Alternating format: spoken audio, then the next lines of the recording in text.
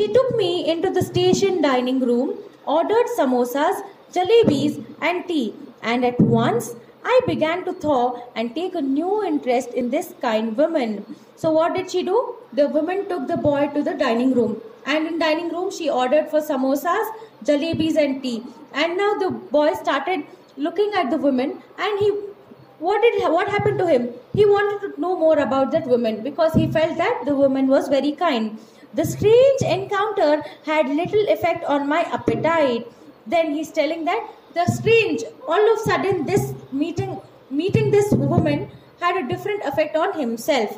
I was a hungry schoolboy, and I ate as much as I could in as polite a manner as possible. So here, when he met the woman, the encounter was very strange, weird, very abnormal, but still it affected his appetite.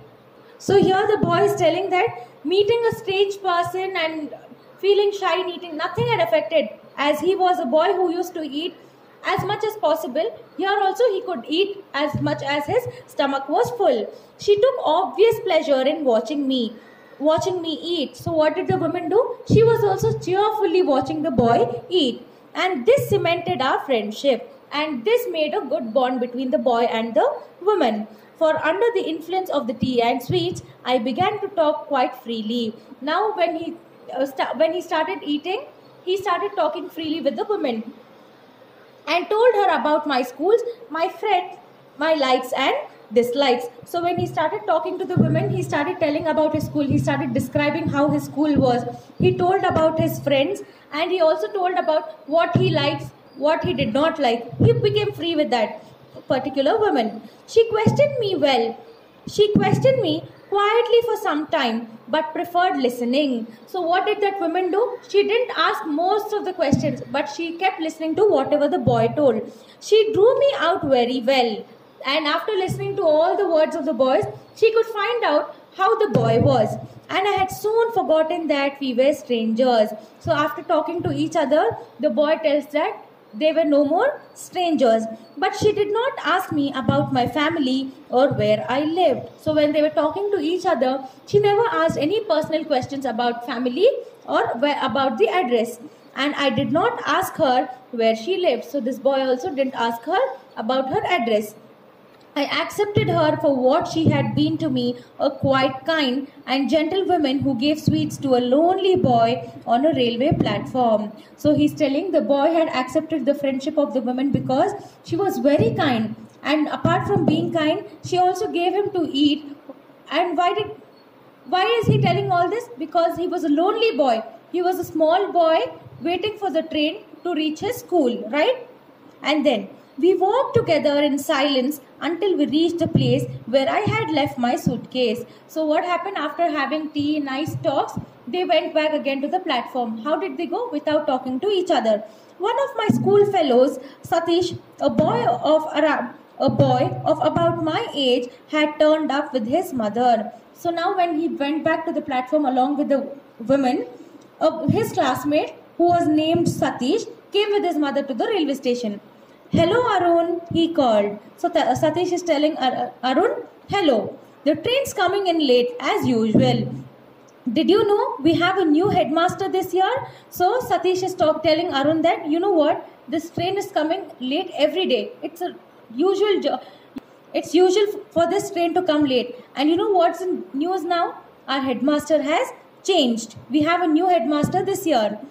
We shook hands, and then he turned to his mother and said, and then after meeting each other, Arun and Satish will shake each other's hand, and Satish is turning towards his mother and telling, "This is Arun, mother." So Satish is introducing Arun to his mother, telling, "Mom, this is Arun.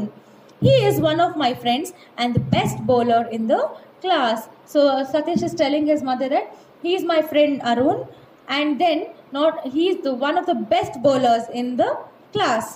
"I am glad to know that," said his mother. So Satish's mother is telling, "I'm happy to know that." A large imposing woman who wore spectacles. So how is Satish's mother looking? She was a huge lady and she was wearing pair of spectacles. She looked at the woman who held my hand and said, And I suppose you're Arun's mother. As we know, the woman was holding the boy's hand. Satish's mother will see that and asks Arun, is she your mother? I think she is your mother, right? So see, I opened my mouth to make some explanation, but before I could say anything, the woman replied, yes, I am Arun's mother. Then the boy, Arun, was about to tell, no, I just met her. Before he could tell anything, the woman who was with Arun, she told, yes, I am his mother. I was unable to speak a word. I looked quickly up at the woman. Then when she told I am his mother, Arun's mouth was completely closed. He couldn't tell anything. Then he looked at the woman. But she did not appear to be at all embarrassed. But the lady was not feeling embarrassed and was smiling at Satish's mother. So this lady basically pretended to be Arun's mother, and she was having a good talk with that Satish's mother as well. Satish's mother said, it is such a nuisance having to wait for the train right in the middle of the night. Then Satish's mother is telling the woman, it's such a nuisance. It's really very hectic to wait for the train, and that too in midnight.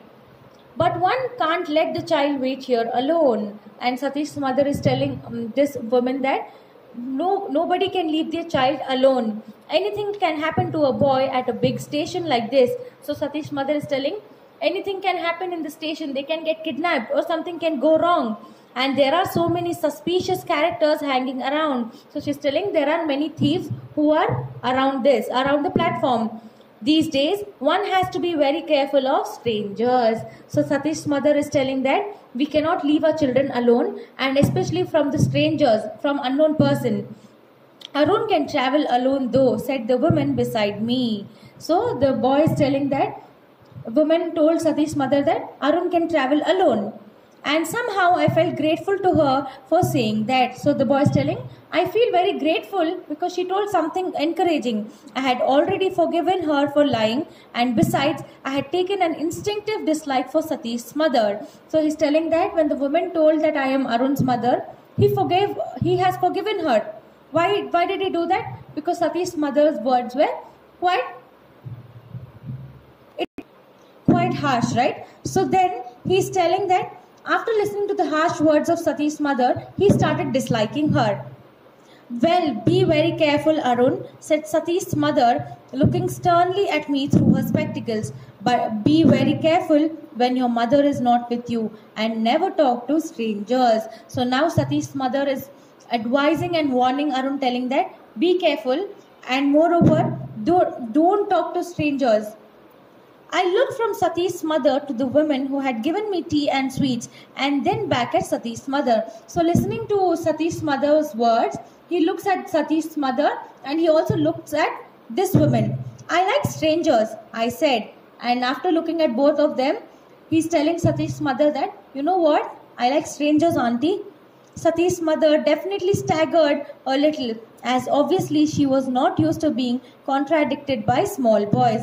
So now Satish's mother got a little angry because she didn't like any small boys giving their opinion. So she got a little angry. There you are, you see. If you don't watch over them all the time, they'll walk straight into trouble. Always listen to what your mother tells you, she said, wagging a fat little finger at me, and never talk to strangers. So now Satish's mother is warning. See, in spite of telling, you're trying to do the same thing. Listen to me.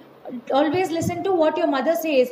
And listen to this advice as well. Don't talk to strangers. How did she tell? She pointed her index finger. It was fat finger. So she waved that finger and told, don't talk to strangers.